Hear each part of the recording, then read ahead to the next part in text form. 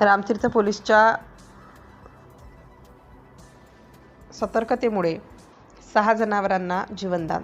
बिलोली तालुक्यातील Ramtirth police station हद्दीत येणाऱ्या लोहगाव फाट्याजवळ पिकअप टेम्पोमध्ये जाणारे 6 बैलसह पोलीस उपनिरीक्षक विक्रम पाटील हराळे यांच्या मार्गदर्शनाखाली चिटमुंगरा येथील टेम्पो क्रमांक MH26CH9747 आरोपी विजय रामराव काळेकर यांच्यावर कलम 56/2026 5-1-5-2 हा गुन्हा फिर्यादी गौसखा आयुब खान यांच्या फिर्यादीवरून रात्री 8:10 दरम्यान लेहगाव येथील सरकारी दवाखान्याजवळ गाडी पकडून गुन्हा दाखल करण्यात आला.